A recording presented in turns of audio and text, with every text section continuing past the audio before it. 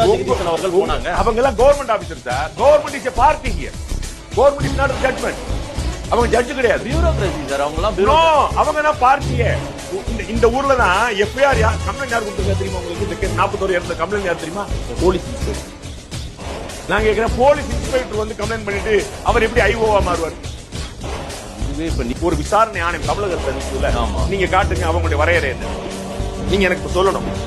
அவங்க இப்பதான் sir report ready பண்ணிட்டு இருக்காங்க. எப்படி சார் போயிட்டு வந்தீங்க? உங்க வரையறை என்ன? உங்களுக்கு என்ன வேலைன்னு சொல்லல, நீங்க வேலையை முடிச்சு வந்துருவீங்களா?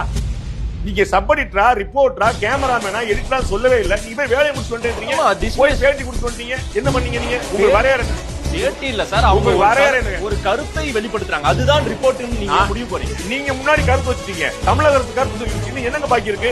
முதலமைச்சர் கருத்து சொல்லிட்டாரு. அமுதா ஐஏஎஸ் உட்பட முதல் டிஜிபி கருத்து சொல்லிட்டாங்க. விசாரணை ஆணையம் இப்ப நாங்க என்னங்க விசாரணை பண்ணோம்? நாங்க நம்பணுமா? எல்லாரும் கருத்து சொல்றீங்க. முதலமைச்சருக்கு மீறி ஒரு கருத்து வந்துருமா? விசாரணை ஆணைய தலைவரோட கருத்து மீறி ஒன்று வந்துருமா? உள்துறை செயலாளர் வேற வேற நீதிபதிகள்கிட்ட வரும், வேற வேற நீதிமன்றத்துல வரும், எல்லாம் வரும். உங்களுக்கு பார்த்துட்டு ஒண்ணு பார்க்கப்படாது. நான் கேட்கிறேன், வரையறைய தீர்மானிக்காம நீங்க எப்படி போனீங்க? அதுக்குள்ள போய் என்ன பாத்தீங்க? யார் சரி கேட்டீங்களா? யார் நோட்டிஃபை பண்ணாங்க? யார் எல்லாத்தையும் கொடுத்து உங்களுக்கு கருத்து கொடுத்துருக்காங்களா? உங்களுக்கு டைபிஸ்ட் கொடுத்துருக்காங்களா? உங்களுக்கு பிஏ கொடுத்துருக்காங்களா?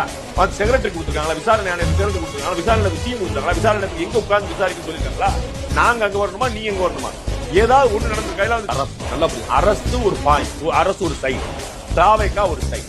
ரெண்டுல யார் பக்கம் தப்பு, யார் பக்கம் அதிக தப்பு, யார் பக்கம் குறைய தப்பு, யார் பக்கம் நியாயம் தான் விசாரிக்கணும். அப்ப நீங்களே வந்து ஒரு தரப்பாத்து ஒரு சைடா இருந்துட்டு நீங்க எப்படி ஜட்ஜ்மெண்ட் சொல்லுவீங்கன்னு கேக்குறேன். இல்ல சார், இவங்க அவ்வளவு அமுதா ஐஏஎஸ் கொடுக்குற பேட்டியை நீங்க எப்படி எடுப்பீங்க? அது வந்து ஒரு இன்ஸ்ட்ரக்ஷன் ஆயிரா, ஒரு சைடு ஆயிராதா?